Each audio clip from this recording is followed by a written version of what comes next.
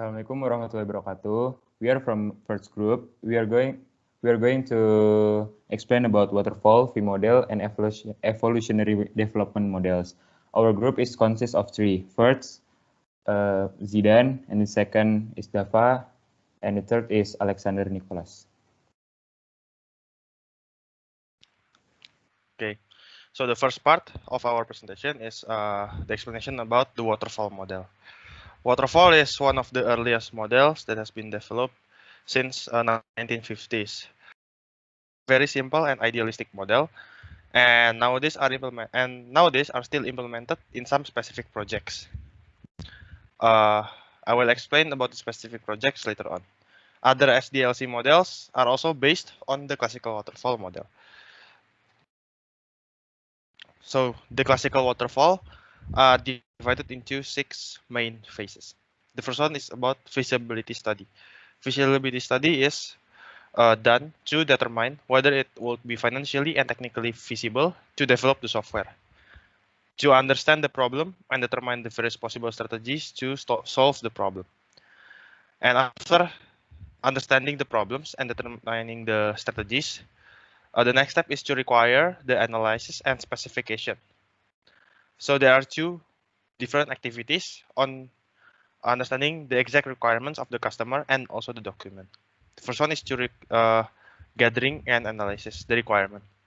Gathering from the customer and analyze to remove incompleteness and inconsistencies. And the second one is requirement specification by analyzing the requirements documented in software requirements specification, or known as SRS. SRS serves a contract between development team and the customers. So the agreement is settled by the SRS. The next step is designing. Design will transform the requirements from the previous step, also from the SRS, into a structure that is suitable for implementation and some programming languages. The next step after designing is the coding and unit testing. Design later is translated into the code, and then it is later being tested to check whether each module is working properly or not. It is integrating and system testing. Integration of modules is carried incrementally. During each integration step, modules are added to the partially integrated system, and the resultant system is tested. After that, the system testing is carried out.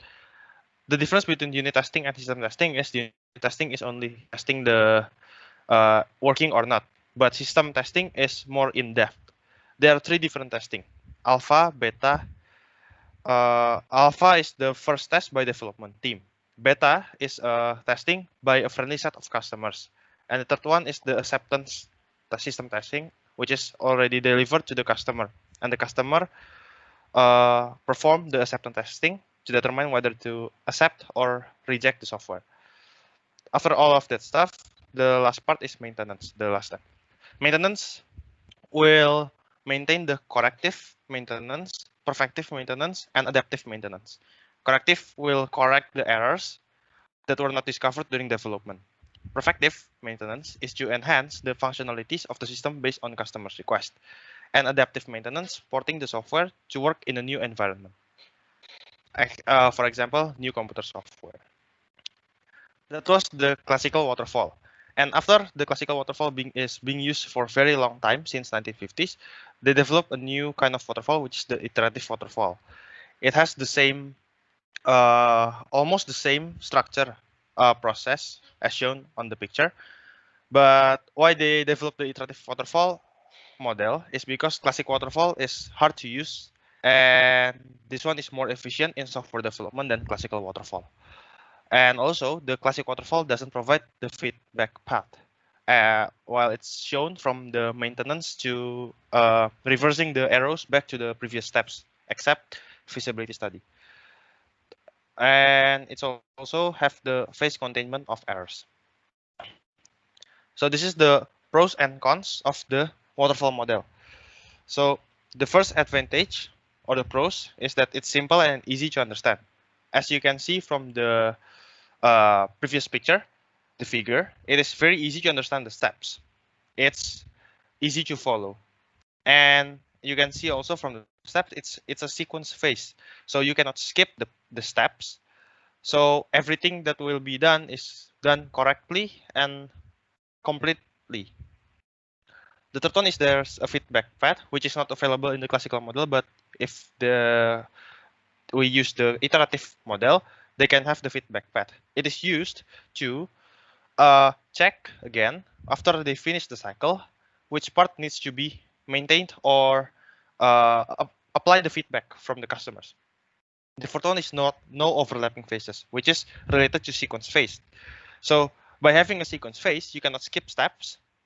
And so, as I explained before, the process will be completed in sequence without skipping anything. The last one is that the process actions and results are well documented. But there are also disadvantages from the waterfall model. The first one is difficult to incorporate requests because you have to, if you want to apply changes, you need to wait until the cycle is fully finished. Later will be explained in the V model. The second one is that incremental delivery is not supported.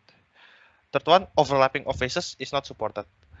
Actually, this is a pro and cons regarding the overlapping because people want to skip steps to make the process even faster, but that's not possible in waterfall model.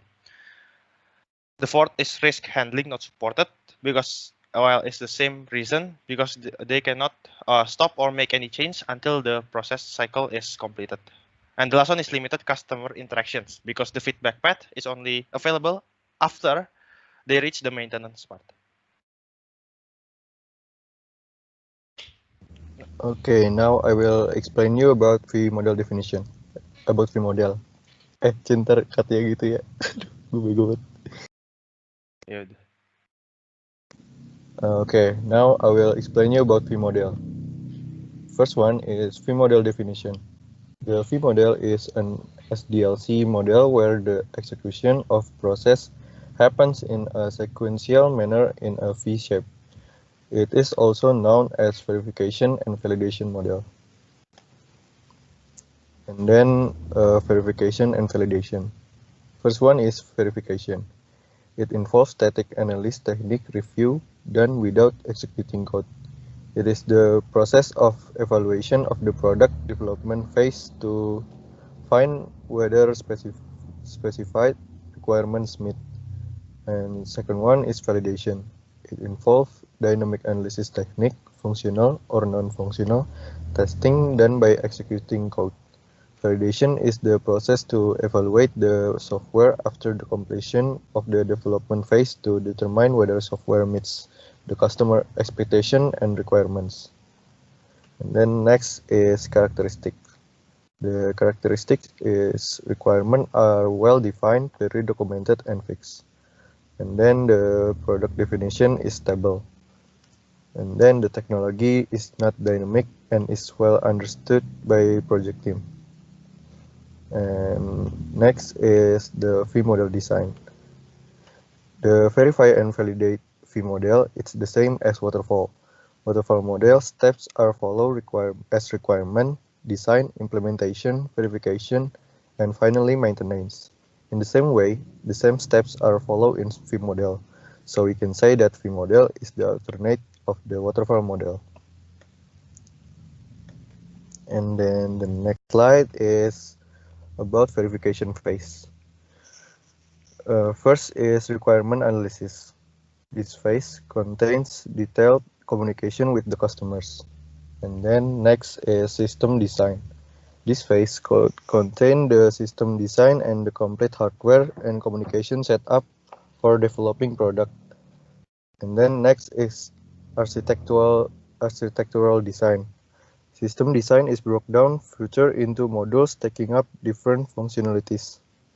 This phase, and then the next is module design. In this phase, the system breaks down into small modules. Okay, and then there is validation phase. First is unit testing. Unit test plans are developed during module design phase. And then there is integration testing. After completion of unit testing, integration testing is performed. And then there is system testing. System testing tests the complete application with its functionality, interdependency, and communication. And then there is user acceptance testing, or UAT. UAT is performed in a user environment that resembles the production environment. Next, I'm going to discuss about pros and cons. First, its advantage.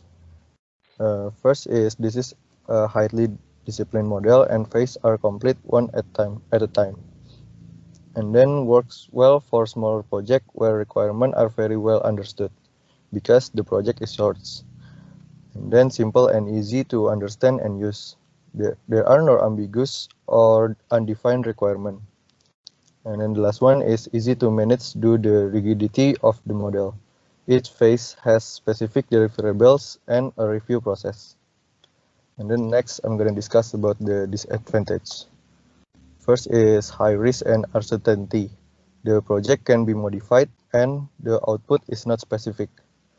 And then the second one is not a good model for complex and object-oriented projects, because Vim model project is short-term and the technology is not dynamic. As I said before, the project can be modified. So once an application is in the testing stage, it is difficult to go back and change a functionality, and no working software is produced until late during the life cycles. Okay, now we are talking about evolutionary model. Evolutionary model is a combination of iterative and incremental model of software development lifecycle, or we know about SDLC. Delivering our system in a Big Bang release, delivering it in incremental process over time is the action done in this model. Some initial requirements and architecture and visioning need to be done. First, it's about use in large project. Evolutionary model is used in large project where you can easily find modules for additional implementations. We assume that if this model is used in a small project, it will not be effective because every step of the model is delivered to the customer, so it is not effective if it is used for small project. As we can see in the second point, where in the evolutionary model, our work divided into smaller chunks. Then the smaller chunks are presented to the customer one by one. The way of working by dividing into smaller chunks also creates transparency, so that customers know and get updates for each steps. This will create confidence of the customer increase. In the third, evolutionary model is a combination of incremental and iterative model. And the last is evolutionary model is also used in object-oriented software development because the system can be easily portioned into units in terms of objects. Okay, now I want to explain you about the process of evolutionary models. First step is requirement the customer needs about software concept. Then analysis the preliminary requirements. After that, design the system architecture. These three steps are repeated until you get a design or concept that matches with customer needs. Then deliver the version. After that, there are two possibilities, whether the customer is satisfied or not. Then elicit feedback from the customer. After that, incorporate feedback from the customers. If the customer is not satisfied, then it will return to the beginning. If the customer is not satisfied, then it will return to the beginning of the step and it will repeat until the customer is satisfied and continue to the next step, which is deliver final version.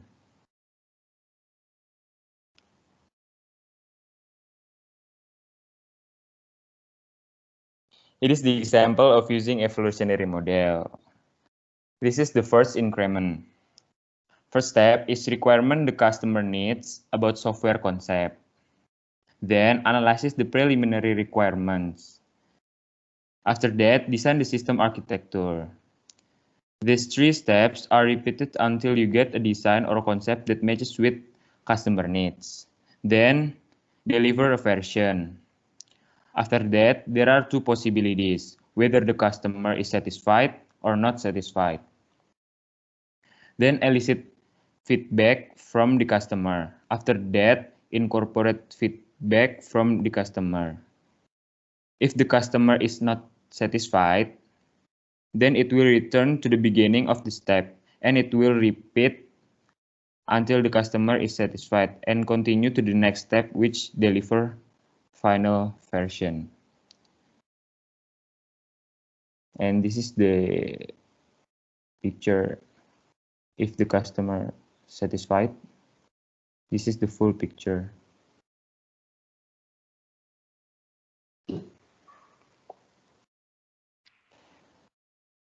Now about the advantages. First, the user has checked every stage. As I mentioned that in the evolutionary model, all work divided into smaller chunks. Then these smaller chunks are presented to the customer one by one. The way of working by dividing into smaller chunks all creates transparency so that customer know and get updates from each steps. The second one is it reduces the error because the core modules get tested thoroughly before being delivered to the customer. And the last one is reduce the cost of development. It is because in this model has not yet made a complete product but only makes up a part of the model. So each step will be repeated until the product is successful. Then it will go to the next step. This will reduce the cost. Different from the waterfall model, where this model makes the product to the last step. Then if the customer is not satisfied, this product will be repeated from the initial step again, which result in a higher cost. Now we are talking about disadvantages. It is difficult to divide the problem into several parts that would be acceptable to the customer, which can be incrementally implemented and delivered. And the second one is the delivery of full software may be delayed due to changes in demand that differ from the preliminary agreement by the customer during development. Okay, so the last part of our small analysis, we're going to tell you our analysis about the main suitable example for the waterfall V model and also the evolutionary model. Since waterfall and V model is quite similar, so I'm going to show it in one example.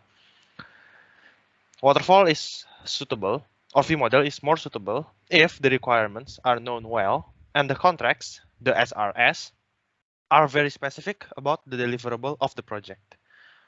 For example, we can use the in the development of Department of Defense, military and aircraft programs. Because in military and aircraft programs, they are very specific. For example, the size of the bullet, the quality of the product, it is very specific. And another example from the classical waterfall, it is usually used in enterprise systems, such as CRM or customer relationship management system, human resource management system, supply chain management system, point of sales, etc. And analysis about evolutionary model is suitable for big projects such as developing a new smartphone. For instance, the iPhone product. When Apple made the iPhone series, there was a prototype that could be tested at every step. I think that's all. Don't forget to like, comment, and subscribe our YouTube channel.